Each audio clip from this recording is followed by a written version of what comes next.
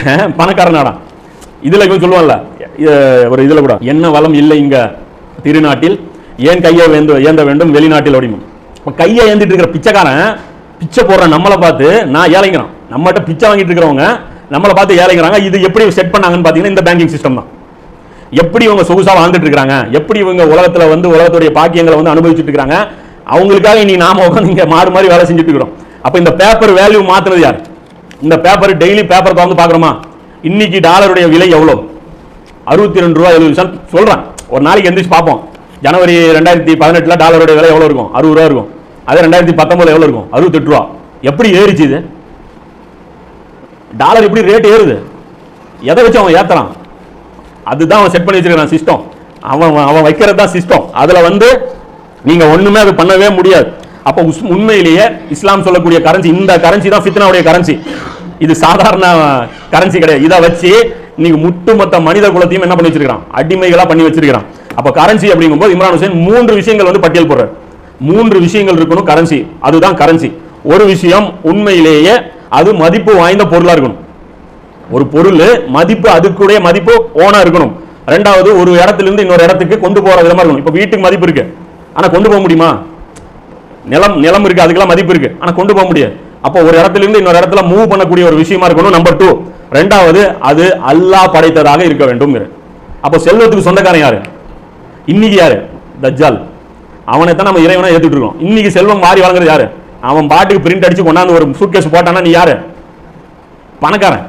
அவன் நினைச்சா ஒரு நாட்டுடைய பொருளாதாரத்தை மேல தூக்கிட முடியும். அவன் அதான் சொல்றோம்ல, தஜ்ஜால ஏத்துக்கிட்டா அவன் ஏழை பணக்காரனா இருப்பான், தஜ்ஜால மறுத்துட்டா அவன் ஏழை வருவாங்கிறது என்னது? நம்ம நினைச்சிட்டு இருந்தது எல்லாமே ஒரு மந்திரவாதி மாதிரி அவன் ஏதோ பண்ண போறான், இப்படிதான் கண்ட்ரோல் பண்ண போறான். இதுலதான் நபி ஸல்லல்லாஹு அலைஹி வஸல்லம் ஒரு ஹதீஸ் சொல்றாங்க. அந்த ஹதீஸ் எங்க இருக்குன்னு தெரியல, இம்ரான் ஹுசைனுடைய புக்ல இருக்கு. இன்ஷா அல்லாஹ் அது கிடைக்கும் போது நம்பர் பார்ப்போம். ஆனா அந்த ஹதீஸ் அவர் குறிப்பிடுறாரு. அவருடைய வழக்கம் என்ன அப்படின்னா, புக்கு கூட சொல்ல மாட்டார், அல்லாஹ்வுடைய தூதர் சொன்னாருன்னு தான் இருக்கும். ஏன்னா ஹதீஸ்ங்கிறத நம்பிக்கை தாங்க நிக்குது. என்னவா இருந்தாலும் நீங்க புகாரி இமாம் நம்பினா தான் அந்த ஹதீஸ் எல்லாம் உங்களுக்கு நிக்கும். அப்ப அவரை நம்பலன்னு வச்சுங்க, அவருடைய கணக்கு அப்படி. என்னை நம்பல அப்படின்னா நான் சொல்ற ஹதீஸ் நீ ஏத்துக்காத. அப்ப நம்பகமான அறிவிப்பாளர் அவர் எடுத்துக்கலாமா இல்லையா? அந்த அடிப்படையில் ஒரு ஹதீஸ் குறிப்பிடுறார். என்ன சொல்றாருன்னா, தஜ்ஜாலுடைய ஆயுதங்கள்ல ஒரு ஆயுதம் வட்டின்னு சொல்லி நபி ஸல்லல்லாஹு அலைஹி வஸல்லம் சொன்னாங்க. அப்படி தஜ்ஜாலுடைய ஆயுதங்கள் ஒரு ஆயுதம் எது? வட்டின்னு சொல்லி நபி ஸல்லல்லாஹு அலைஹி வஸல்லம் சொன்னாங்கன்னு சொல்லி ஒரு ஹதீஸ் அவர் அந்த தீனார் திர்ஹம்ங்கிற அந்த புக்ல அவர் கொண்டு வரார். சோ விஷயம் என்னன்னா, இதுதான் இந்த தஜ்ஜாலியத்தான இந்த சிஸ்டம் இருக்குல்ல, இந்த அரசியல்ல ஆன்மீகம் இல்லாத, ஒரு கடவுள் இல்லாத, ஒரு இறைமறுப்பு சிஸ்டம். இந்த சிஸ்டத்தை யாரை அடாப்ட் பண்ணிட்டீங்களோ அவங்களுக்கு பாத்தீங்கன்னா கரன்சி வேல்யூ ஏறிடும். இதுதான் தஜ்ஜால் கொடுக்க வச்சிருவான். அதே அவங்களுடைய சிஸ்டத்தை நீங்க ஏத்துக்கலன்னு வச்சுங்க, உங்களை என்ன பண்ணிடுவான்? அந்த இதுல இருந்து வெளியே போச்சிருப்போம். உதாரணத்துக்கு சில இதை பாருங்களேன். இப்போ துருக்கி அமெரிக்காவை நட்பு நாடா இருந்துச்சு. நட்பு நாடா இருக்கிற வரைக்கும் அவருடைய கரன்சி எவ்வளோன்னா 2 துருக்கி லீரா $1 சமம். 2 துருக்கி லீரா, அதாவது ஒரு துருக்கி ரியாலோட மதிப்பு 35 ரூபா நெருக்கமா இருந்துச்சு. 2 ரியால் கொடுத்தீங்கன்னா, துருக்கியோட காசு 2 ரூபா கொடுத்தீங்கன்னா அமெரிக்கன் டாலர் 1 கொடுத்துருவான். இப்போ என்னது? அமெரிக்காவை இப்போ பொருளாதார தடை விதிச்சதுக்கு அப்புறம் $6, அதாவது 6 துருக்கி லீரா கொடுத்தா தான் இப்போ என்ன ஆகி போச்சு? அமெரிக்க டாலர் 1 கிடைக்கும். அப்போ எவ்வளவு பின்னாடி போயிருச்சு? 66% ஏழ்மைக்கு போயிருச்சு. 66% ரிவர்ஸ்ல போயிருச்சு. அதே ஈரான் எடுத்துங்க. ஈரான் அமெரிக்காவுக்கு ஒரு நட்பு நாடாகவும் சவுதிக்கு நட்பு நாடாகவும் இருக்கிற வரைக்கும் அவருடைய ரியால் வேல்யூ எவ்வளோ? 2000 ரூபா. அதாவது அமெரிக்கா இங்கோடைய யாருடையது? சவுதி ஈரானுடைய ரியால் 2000 ரியால் கொடுத்தீங்கன்னா ஒரு அமெரிக்கன் டாலர் கொடுப்பான். இப்போ எவ்வளோ அமெரிக்கன் டாலருக்கும் ரியாலுக்கும்? 42,000 ரூபா கொடுத்தீங்கன்னா ஒரு அமெரிக்கன் டாலர் கொடுப்பான். அவங்களுடைய காசு 42. இப்போ புரியுதா? ஏழ்மையாகிறது. தஜ்ஜால மறுத்தா உடனே ஏழை ஆயிருவீங்க. அப்போ பார்த்தீங்கன்னா ஓவர் நைட்ல கரன்சி வேல்யூ இறங்கிடும். ஒரு நாள் எப்படிங்க ஏழை ஆக முடியும்? இதுதான் அவங்க பண்றாங்க. இதை வச்சு, இந்த சிஸ்டத்தை வச்சு இவங்க பண்றாங்க. இது பக்காவான ஹராம். அதே பாருங்க, குர்ஆன்ல வரக்கூடிய ஒரு கரன்சி பாருங்க. குகைவாசிகள் ஒரு கரன்சியை பயன்படுத்துறாங்க. அந்த பணத்தை எடுத்துட்டு போய் தான் அவங்க தூங்குறாங்க. 300 வருஷம் தூங்குறாங்க. வெளியே வந்ததுக்கு அப்புறம் சோறு கிடைக்குதா இல்லையா? இன்னைக்கு நம்ம எம்ஆர் ராதா காலத்துக்கு அந்த கரன்சி இருக்கும். இவ்வளவு பெருசு பணம், 1 ரூபா நோட்டு இவ்வளவு பெருசு இருக்கும். ஃப்ரேம் பண்ணி மாற்ற மாதிரி இருக்கும். அந்த பணத்தை வச்சு நீங்க ஒரு 20 வருஷம் கோமால படுங்க. அதுக்கப்புறம் அந்த கரன்சி எடுத்துட்டு வாங்க, பெட்டி நிறைய அந்த காசை எடுத்துட்டு வந்தீங்கன்னா ஃபர்ஸ்ட் என்னம்மா செல்லவே செல்லாதும்மா. 300 வருஷம் அந்த கரன்சி ஸ்டாண்ட் பண்ணிருக்கு பாருங்க. அப்ப அல்லாஹ்வுடைய கரன்சி ஸ்டேபிள் இருக்கும். தங்கம் வெள்ளி நீங்க பயன்படுத்தீங்க அப்படின்னா அது நிலையான ஒரு தன்மையில இருக்கும். அது உறுதியா நிற்கும். உங்க நாடு வறுமையில வராது, அந்த மக்கள் வறுமையில வர மாட்டாங்க. நம்ம இவ்வளவு நேரம் மாங்குன்னு வேலை செய்ய தேவையில்லை, இவ்வளவு சிரமங்கள் நமக்கு தேவையில்லை. அவங்களும் உழைச்சா தான் காசுன்னு இருக்கும். இன்னைக்கு அவன் என்ன பண்றான்? உட்காந்து கரன்சி சும்மா வேல்யூ மட்டும் மாத்திக்கிறான். உட்காந்து மாத்திக்கிட்டே இருக்கிறான். அவன் பாட்டுக்கு அனுபவிக்கிறான். இப்படி ஒரு மோசமான ஒரு சூழ்நிலையில போய் இவன் மாட்டிக்கிட்டோம். இது உண்மையிலே பாத்தீங்க அப்படின்னா மனிதர்களை அடிமையாக்குற ஸ்லேவரி, அதாவது அடிமையாக்கக்கூடிய ஒரு சிஸ்டம். அடிமைனா என்ன? முதல்ல அதை புரிஞ்சுங்க. அடிமைனா என்ன? கொன்றுவாங்களா? ஒரு மனுஷனை அடிமையா படுத்திட்டீங்க, என்ன பண்ணுவாங்க? கொண்டுவர மாட்டாங்க. அவனுக்கு சம்பளம் கொடுக்க மாட்டான், அவ்வளவுதான். அவன் பாட்டு வேலை செஞ்சுட்டே இருப்பான். அவனால டெவலப்பே ஆக முடியாது. அவன் அங்கேயே இருப்பான். அவன் பாட்டு எவ்வளவுதான் அவன் எஃபர்ட் போட்டாலும் ஒரே இடத்துல தான் இருப்பான். அவனுடைய வருமானம் எல்லாமே அவன் முதலாளிக்கு போய்கிட்டே இருக்கும். இந்த நவீன அடிமை முறை தான். அதுக்கு தான் ஃபிரௌன் படம் போட்டிருக்கான் தெரியுமா? அமெரிக்கன் டாலர்ல என்ன போடுறான், நீங்க எல்லாம் கீழே இருந்துட்டு பெட்டியில எனக்கு கட்டிட்டே இருப்பீங்க, நான் ஒத்த கண்ணை வச்சுக்கிட்டு மேல உட்காந்துக்குவேன், எனக்கு உங்களுக்கு லிங்க் இருக்காது, இந்த பேங்கிங் சிஸ்டம் மூலமா நான் மேல உட்காந்து உங்களுடைய அந்த பொருளாதாரத்தை நான் உறிஞ்சி எடுத்துட்டே இருப்பேன். ஃபிரௌன் அந்த காலத்து ஃபிரௌன் தான் நேரடியாக வேலை வாங்குறது. நேரடியாக வந்து உட்காந்து உங்களை சாட்டை எடுத்து அடிச்சு ஒவ்வொரு கல்லா தூக்கி போடுங்க. இப்போ நீங்களா போய் உங்களுக்கு பிடிச்ச பிரமிடு நீங்களே கட்டிக்கலாம். நீங்க ஏதோ ஒரு பக்கம் நீங்க போய் வேலை செய்யலாம். இதுதான் கட்டணும்னா இது கிடையாது. ஓப்பனா ஒரு விட்டுட்டான், உலகமே அவுத்து விட்டுட்டான். ஆனா மொத்தமா இப்போ மேல உட்காந்துட்டு என்ன பண்றான், கண்ட்ரோல் பண்ணிட்டு வந்துட்டு இருக்கிறான். இதுதான் அடக்கி ஆள்றது. இது எதுக்கு? இது வந்து பாத்தீங்கன்னா ஒரு மிகப்பெரிய சோதனைங்க. ஏன்னா அல்லாஹ் வந்து இந்த பூமியில மனிதர்களை என்ன பண்ணிருக்கிறான்னா கிரேட் வைஸா படைச்சிருக்கு. சிலருக்கு அறிவு கூட, சிலருக்கு ஆற்றல் கூட, சிலருக்கு உடல் வலிமை கூட. இது ஏன் இந்த அன்னிவன் படைச்சிருக்கிறான் சொல்லு? இது ஏன் அன்னிவன் அல்லாஹ் படைச்சிருக்கிறான்னா ஒருத்தன் மிஸ்யூஸ் பண்றீங்களா அல்லாஹ் நமக்கு சோதனை வைக்கிறான். அறிவு கம்மியா ஒருத்தர் குருடர் ஒருத்தர் கையில தட்டு வச்சு நின்றுட்டு இருக்காரு. இப்ப எதுக்கு அவர் கண்ணு எல்லாம் வச்சுக்கணும்? அவருக்கு இருக்கிற தட்டுல இருந்து நம்ம திருடுறோமா நல்லா டெஸ்ட் பண்றான். இது வந்து அல்லாஹ் வைக்கிற ஒரு சோதனை. அதான் அந்த மரத்தோட இன்னொரு பகுதி என்னது? ஆட்சி.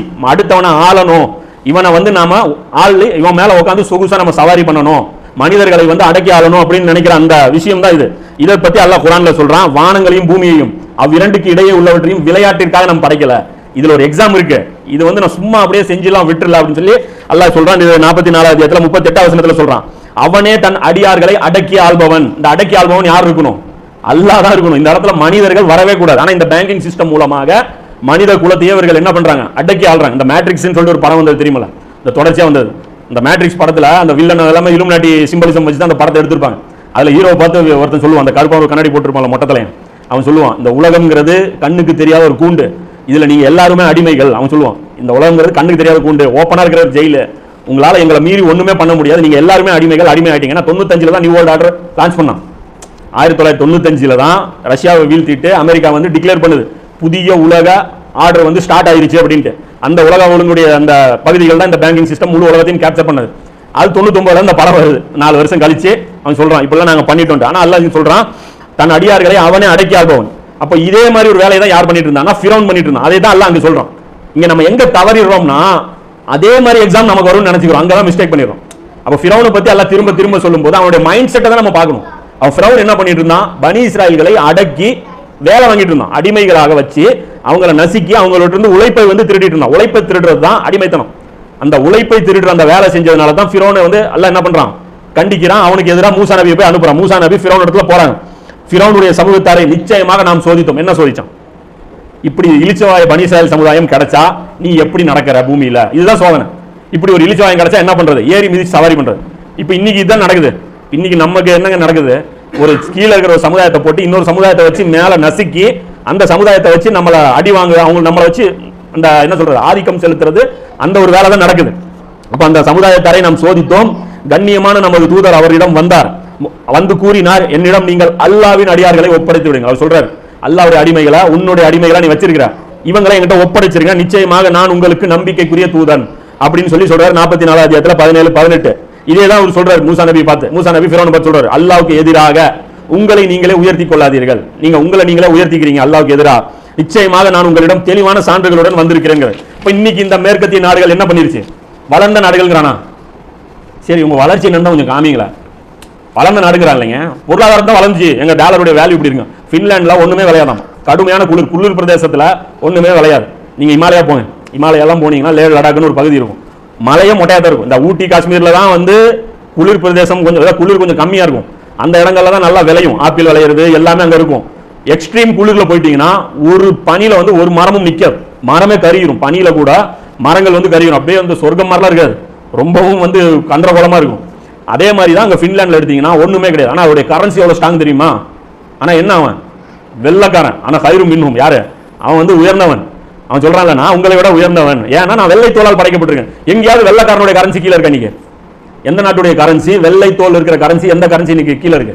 டவுன்ல இல்ல. அதே பாருங்க, நைஜீரியால பெட்ரோல் இருக்கு, நைஜீரியால பெட்ரோல் இருக்கு, ஆனா யார் அவன்? கருப்பன், முஸ்லீம், ஆனா அவனுடைய கரன்சி எவ்வளவு? வீக்கு, படு வீக்கு.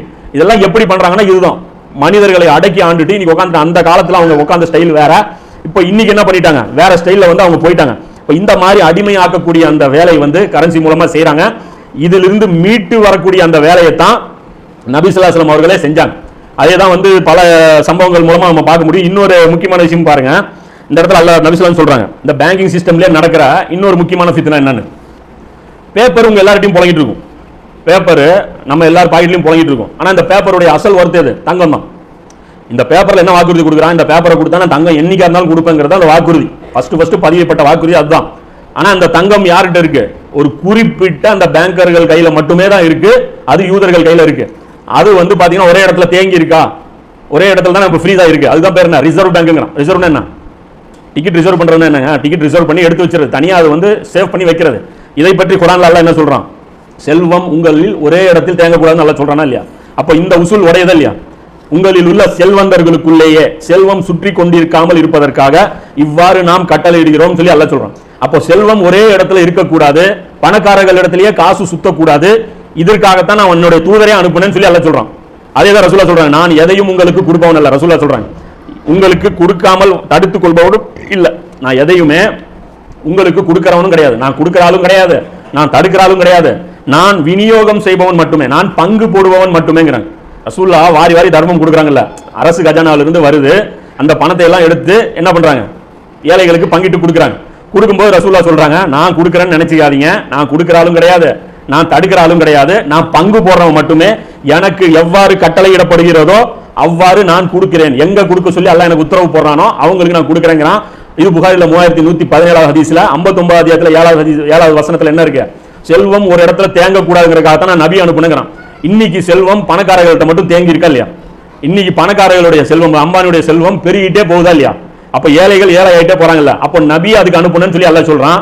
நபி முன்மாதிரின்னு எடுத்தாச்சு. இப்ப அடுத்தது அது கடமை யார் மேல வரும்? ஏன்னா நமக்கு தான் கடமை இல்ல. ஏன்னா அன்சாரிகள் சில இளிச்சவாதிகள் கிடைச்சாங்க நபி ஸல்லல்லாஹு அலைஹி வஸல்லம், அவங்களே வந்தாங்க, எங்க சேர்ல உட்கார ஒரு ஆளே இல்ல, நீங்களே வந்து ஆட்சி பண்ணி நீங்களே என்னமோ பண்ணி எப்படியோ ஆட்சி பண்ணி இப்படியா கொடுத்தாங்க. அப்படிலாம் கிடையாது. அல்லாஹ் அனுப்புனதே பர்பஸ் ஆகும் போது இந்த வேலையை நாம செஞ்சிருக்கணும். இன்னைக்கு ஒரு ஏழை வந்து சாவறான் அப்படின்னா அது யாரு குற்றவாளி? நாம குற்றவாளி. ஏன்னா ரசூலுல்லாஹ் கொடுத்த பணி நாம செய்யல. இது எப்படி பங்கிடணும்? அது பெரிய வேலை. அது பங்கிடுறதுக்கு ஒரு அதிகாரம் வேணும், அதிகாரத்துக்கு ஒரு ஜமாத் வேணும், அதுக்கு ஒரு ஒற்றுமை வேணும், அதுக்கு வந்து ஒரு மிகப்பெரிய ஒரு என்ன சொல்றது, அது பின்னாடி வந்து ஹார்ட் ஒர்க், ஃபீல்ட் ஒர்க் ஏகப்பட்டது இருக்கு. அதெல்லாம் பண்ணி தான் ஒரு இடத்துல வரும்போது அச்சீவ் பண்ண முடியும். அப்போ விஷயம் என்ன அப்படின்னா, செல்வம் ஒரு பக்கம் தேங்கி இருக்க கூடாது. இந்த கரன்சி சிஸ்டம்னால செல்வம் என்ன ஆயிருச்சு? ஒரே பக்கமாக போய் தேங்கி நிக்குது. இந்த மாதிரி தேங்கி நின்றுச்சு அப்படின்னா என்ன நடக்கும்னு அல்லாஹ் சொல்றான் தெரியுமா? செல்வத்தை அல்லாஹ் ஒரு வேளை தன் அடியார்களுக்கு வாழ்வாதாரத்தை திறந்து விட்டு விட்டால், வாழ்வாதாரத்தை மட்டும் நான் குறிப்பிட்ட சில அடியார்களுக்கு திறந்து விட்டுட்டேன் அப்படின்னா அவர்கள் பூமியில் அட்டூழியம் செய்ய கிளம்பி விடுவார்கள் அப்படின்னு சொல்லி அல்லாஹ் சொல்றான். அப்ப பூமியில இவங்க என்ன பண்றாங்க? அட்டூழியம் செய்வாங்க. இவங்க சும்மா இருக்க மாட்டாங்க. என்னுடைய அடிமைகளை அவங்களோட அடிமையா மாத்திக்குவாங்க, அடக்கி ஆள நினைப்பாங்க, கொடுமை பண்ணுவாங்க, ஃபசாது பண்ணுவாங்க. இன்னைக்கு பொருளாதாரத்துடைய சாவி யார் கையில போயிருச்சு? யாஜூஜ் மாஜூஜுடைய கையில போயிருச்சு. உலகத்திலேயே அவனை விட ஃபசாது பண்றவன் வேற யாருமே இல்லை. அப்ப அவர்கள் இடத்துல கொண்டு போய் இன்னைக்கு போயிருச்சு. இன்னைக்கு நம்ம என்ன பண்ணிட்டு இருக்கிறோம்? அமைதியா உட்கார்ந்துட்டு அந்த கரன்சி சிஸ்டத்தை வந்து நம்ம அக்செப்ட் பண்றோம். சோ இந்த கரன்சியுடைய பாதிப்புகள் பொறுத்த வரைக்கும் இவ்வளவு இருக்கு. புரியுதா? ஃபர்ஸ்ட் அந்த வேல்யூ வந்து மாறுது. ஒரு ரூபா கொடுத்தா ஒரு பேப்பர் கொடுத்தா ஒரு பேப்பர் கொடுக்கணும். ஒரு பேப்பர்னா ஒரு பேப்பர், 2 கிராம் பேப்பர், அதுவும் 2 கிராம் பேப்பர். அதை தாண்டி வந்து ஒரு வேல்யூ இருக்கக்கூடாது. ஆனா இவன் என்ன பண்றான்? உழைப்பை சுரண்டுவதற்கு அதை கருவியா பயன்படுத்துறான். வெறும் ரூபா நோட்டை பயன்படுத்துறது என்னது? தெளிவான ஹராம். அது வட்டி. அது பேங்க்ல வேலை செய்யறது என்னது? ஹராம். வட்டி கணக்கு எழுதுறது தனி. வட்டி கணக்கு என்ன தெரியுமா? 100 ரூபாய் நீங்க சம்பாதிச்சேன்னு எழுதிங்களா வட்டி கணக்கு தான். பேங்க்ல உட்காந்து இன்னைக்கு வந்து இவ்வளவு கேஷ் வசூல் பண்ணிக்கிறோம் எழுதுனால அது என்னது? அது வட்டி தான். இன்னைக்கு டெபாசிட்லாம் விட்டுருங்க, அது வேற லெவல் வட்டி. அது இன்னும் தெளிவான ஹராம். அது நம்ம நினைச்சிட்டு இருக்கிறது என்ன? பணத்தை பேங்க்ல நம்மளே போடுறோம், கரண்ட் அக்கௌண்ட்ல போடுறோம், எடுக்கிறோம், ரோலிங் பண்றோம். இதுதான் விஷயம். அப்போ இந்த ஹராமுங்கிறது தெளிவான ஹராமு. இதுல வந்து இஸ்லாத்துக்கு வந்து இந்த விஷயங்கள் இடிக்குது. பொருளாதாரம் அப்படின்னா அதுக்கு சுயமா வேல்யூ இருக்கணும். எல்லாத்த விட மெயின் விஷயம் அது அல்லாஹ் படைத்த பொருளா இருக்கணும். கரன்சியா நீங்க ஒரு விஷயத்தை பயன்படுத்துறீங்கன்னா அது யார் உருவாக்கி இருக்கணும்? அல்லாஹ் வந்து படைச்ச அந்த பொருளா இருக்கணும். இதெல்லாம் வந்து ஒரு அடிப்படையான விஷயம். இப்ப அடுத்ததா பாத்தீங்க அப்படின்னா இந்த காகித கரன்சி இருக்கு இல்லையா, இது எப்படி இவங்க ரீப்ளேஸ் பண்ணாங்க? நபி ஸல்லல்லாஹு அலைஹி வஸல்லம் காலத்துல இப்படிதான் நடந்துட்டு இருந்தது வியாபாரம். நபி ஸல்லல்லாஹு அலைஹி வஸல்லம் காலத்துல மதிப்பு கொண்ட பொருட்களால் மட்டுமே தான் வியாபாரம் நடந்தது. இதே வந்துதான் உமர் ரலியல்லாஹு காலத்திலும் இப்படிதான் நடந்தது, சஹாபாக்கள் காலத்துல இப்படிதான் நடந்தது. அப்ப இந்த கரன்சி எப்படி இவங்க கொண்டு வந்தாங்கன்னு பாத்தீங்கன்னா இதுக்கு பின்னாடி இவங்க ஸ்டோரி இருக்கு. யாரு? இதே இந்த பனி இஸ்ராயீல்கள் பண்ண ஃபித்னா தான். என்ன பண்றாங்கன்னு பாத்தீங்கன்னா இவங்களுடைய வரலாறு பாத்தீங்கன்னா இவங்க ஆரம்பத்துல இருந்தே இவங்க இந்த கில்லாகத்திரி வேலை வந்து பண்ணிருக்காங்க. இவங்க எங்க ஃபர்ஸ்ட் இந்த கில்லாகத்திரி வேலை பண்றாங்கன்னா ஜெருசலம்ல பைத்துல் முகத்தஸ்ல தான். என்ன பண்ணிக்கிறானே அங்க ஒரு பைத்துல் மஸ்ஜிதுல் அக்ஸா இருக்கு இல்லையா, அதுக்குள்ளேயே ஒரு தனியா ஒரு டிபார்ட்மெண்ட், ஒரு டேபிள் வச்சுட்டு இவங்க உட்காந்துக்குவாங்க, பாதிரிமார்களும் மதகுருமார்களும். அதை பத்தி தான் அல்லாஹ் சொல்றான்ல, ஈமான் கொண்டவர்களே நிச்சயமாக அவர்களுடைய பாதிரிமார்களும் சன்னியாசிகளும் அநேகர்களும் மக்களின் சொத்துக்களை தவறான முறையில் சாப்பிடுகிறார்கள், மேலும் அல்லாஹ்வின் பாதையை விட்டும் மக்களை தடுக்கிறார்கள் சொல்லி 9 அத்தியாயத்துல 34 வசனத்துல சொல்றான். இது என்ன மேட்டர்? இது நம்ம என்ன நினைச்சிட்டு இருந்தோம்? இந்த பூஜை புனஸ்காரம் செஞ்சு சம்பாதிக்கிற அந்த மதகுருக்கு கூலி வாங்குற அந்த விஷயத்துல ஃபிட் பண்ணிட்டு இருந்தோம். புரோகிதம், அபூதுல்லா புரோகிதம், புரோகிதம் ஹராம் சொல்லிட்டு இந்த வசனம் கம்பேர். இது புரோகிதத்தை பேசல. என்ன பண்ணிருக்காங்கன்னா அதுக்குள்ள வந்து ஒரு கவுண்டர் தனி செக்ஷன் தனியா வச்சுக்குவாங்க, டேபிள் போட்டு உட்காந்துக்குவாங்க. நீங்க அந்த பள்ளிவாசலுக்குள்ள மஸ்ஜிதுல் அக்ஸா உள்ள போனீங்கன்னா உள்ள போறதுக்கு என்ட்ரன்ஸ் டிக்கெட், அதுவும் இல்லாம பலி கொடுக்கறதுக்கு டிக்கெட், பலி கொடுக்கறதுக்கு தனித்தனி ஆடு மாடு இந்த மாதிரியான பலி பிராணிகள், புறா இந்த மாதிரியான என்ன நம்ம வச்சிருக்காங்க. அவங்களுக்கு என்ன இருந்துச்சுன்னு தெரியல. அப்போ அந்த விஷயங்கள்லாம் வச்சுக்குவாங்க. வெளியில இருந்து நீங்க ஆடு எடுத்துட்டு வரக்கூடாது. நீங்க மார்க்கெட்ல வந்து சந்தையில ஆடு பிடிச்சிட்டு வரக்கூடாது. அங்க இருக்கிற கவுண்டர்ல இருக்கிற ஆடு தான் வாங்கணும். அதே மாதிரி உண்டியல்ல காணிக்க காசு போடுறீங்களா, வெளியே இருந்து காசு போடக்கூடாது. இவங்க கவுண்டர்ல இவங்க ஒரு கரன்சி வச்சிருப்பாங்க. அப்ப பாருங்க அந்த காலத்திலேயே ஃபர்ஸ்ட் இந்த கரன்சி சிஸ்டம் இவங்க தான் வச்சிருக்காங்க. இவங்களுடைய நாணயம் மட்டும் தான் அந்த உண்டியல்ல போடணும். அந்த நாணயம் எப்படின்னா நீங்க 10 நாணயம் கொடுத்தீங்கன்னா ஒரு நாணயம் கொடுப்பான். புரியுதா? இந்த வேல்யூ இந்த டாலர் கணக்கு தான். ஒரு பேப்பர் மதிப்பு கிடையாது. நீங்க இத்தனை நாணயம் கொடுத்தீங்கன்னா தான் அதுக்கு ஒரு மதிப்பு. அப்ப அந்த காயினை வாங்கி தான் நீங்க என்ன பண்ண முடியும், கடவுளுக்கு நீங்க காணிக்கை செலுத்த முடியும் அப்படின்னு போட்டு ஒரு டேபிள் போட்டு உட்கார்ந்துட்டு இருக்காங்க. இது பாத்தீங்கன்னா மார்க்ல, பைபிள்ல மார்க்ல வந்து 11வது அதிகாரத்துல 15 to 18, மத்தேயுல வந்து 21வது அதிகாரத்துல 12 to 17, லூக்கால வந்து 19வது அதிகாரத்துல 45 to 48, யோவான்ல 2வது அதிகாரத்துல 13 to 22. இந்த இடத்துல இந்த சம்பவங்கள் வரும். ஈசா நபி வருவாங்க, நேரா வந்து அந்த டேபிள்ல தள்ளி விடுவாங்க, காசெல்லாம் அதை கொட்டி விடுவாங்க. என்னடா இது காசு எங்க இருந்து எங்களுக்கு இந்த அதிகாரம் வந்துச்சு?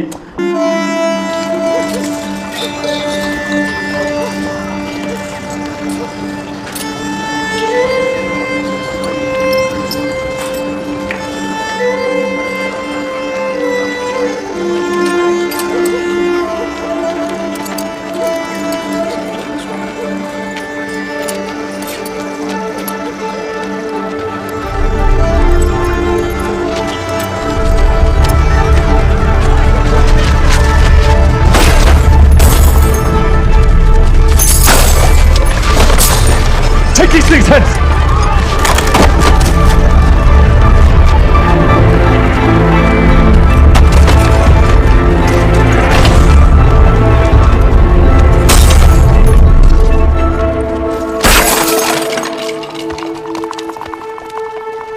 Make not my father's house an house of merchandise.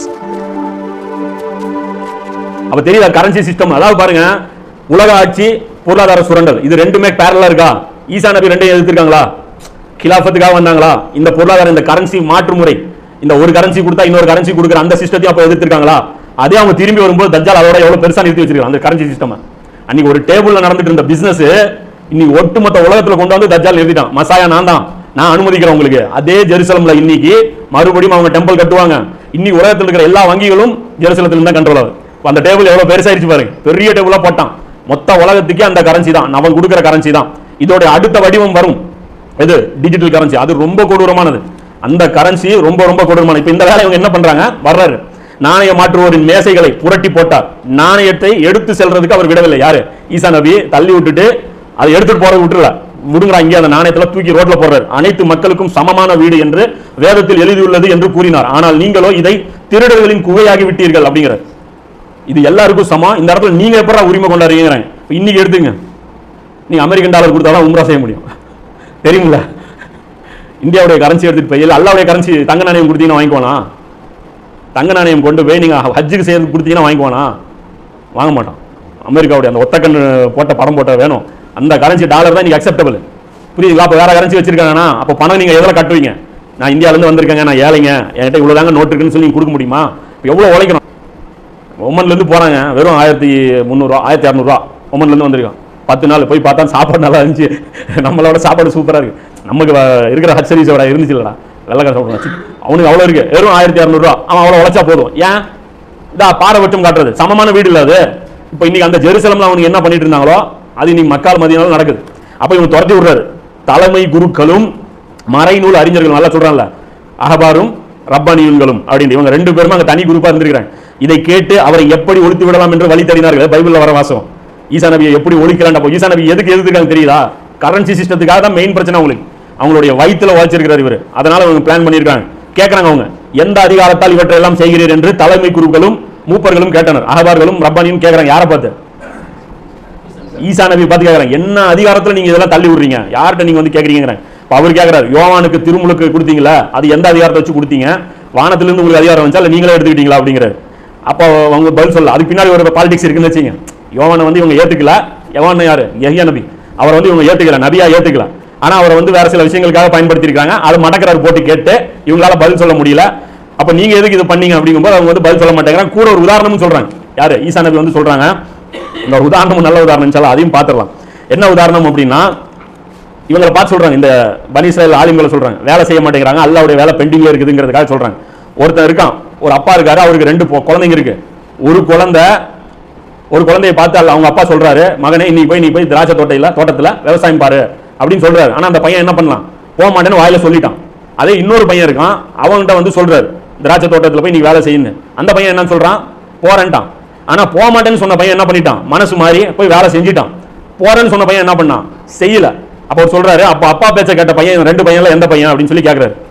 வேலை செஞ்ச பையன் தான் அப்படின்னு சொல்லி அவங்களே சொல்றாங்க. அப்போ சொல்றாங்க, நீங்க அந்த மாதிரி ஆளும் கிடையாது, நீங்க வாயில தான் சொல்றீங்க. இப்ப இன்னைக்கு பாருங்க, நமக்கு புரிந்தது இல்லையா, வேலை செய்யறவங்க தான் அல்லாஹ்வுக்கு முக்கியம், வாயில வேலை செய்யறோம் அப்படின்னு இன்னைக்கு பேசுவாங்க பாருங்க. நம்ம ரசூலான்னு சொல்லிட்டோம்னா, ரசூலாம அவருட்டான் அவங்கன்னு சொல்லணுமா, நபி ஸல்லல்லாஹு அலைஹி வஸல்லம் அவங்கள் அப்படின்னு சொல்லணுமா, அது என்னமோ இருக்குங்கிறாங்க வார்த்தையில. நமக்கு தெரியுது இல்ல, ரசூலா நம்ம மதிக்கலையா, இவங்க ரொம்ப மதிக்கிறாங்களா. ஆனா ரசூலா சொன்ன வேலையை சொன்னா இவங்க என்ன பண்ணுவாங்க, ரசூலா சொன்ன வேலையை சொன்னா என்ன பண்ணுவாங்க, செய்ய மாட்டாங்க. அப்போ ரசூலா மதிக்கிறது இப்படியா, இல்ல வேலை செய்யறது மதிக்கா? இப்போ ஈசா நபி எப்படி உதாரணம் காட்டுற மாதிரி சூப்பரா இருக்கும் பயான்லாம். நீங்க பைபிள் படிச்சு பாருங்க, புதிய ஏற்பாடு இருக்குல்ல, படிச்சு பாருங்க. சுப்ஹானல்லாஹ், ஈசா நபியோட பயான்கள் இருக்கும் பாருங்க, பட்டாசா இருக்கும். அப்படியே ஈமானுடைய அந்த இது என்னங்கிற டேஸ்ட் புரியும். அவ்வளவு அவர் நபியுடைய பயான்கள் எப்படி இருக்கும். ஆனா ஈசா நபி செஞ்ச பயான்கள் தான் அவ்வளவு ஃபுல்லா இருக்கும். நிறைய அவருடைய உபதேசங்கள் வர்றதெல்லாம் பாருங்க. அதுவும் அல்லாஹ் குர்ஆன்ல சொல்றான்ல, ஈசா நபிக்கு என்ன கொடுத்தங்கறான், ஹிக்மத் கொடுத்தங்கறான். ஹிக்மத்னா என்னன்னு பாருங்க, அதுல சூப்பரா இருக்கும், அருமையான உபதேசங்களா இருக்கும் அவருக்கு. அது ஒரு முக்கியமான விஷயம். இப்போ மேட்டர் என்னன்னா, இவங்க அந்த ஃபித்னா வேலையை இவங்க பண்ணிட்டு இருந்ததுக்கு அப்புறம் என்ன பண்றாங்க, இந்த பிசினஸ் போச்சா, அப்புறம் அவங்க அழிக்கப்படுறாங்க, இவங்க நாடு கடத்தப்படுறாங்க. அந்த டயஸ்போரா தெரியுமில்ல, அந்த 2வது கோயில் இடிக்கப்படுது, ஈசா நபி வானத்துக்கு உயர்த்தப்படுறாங்க.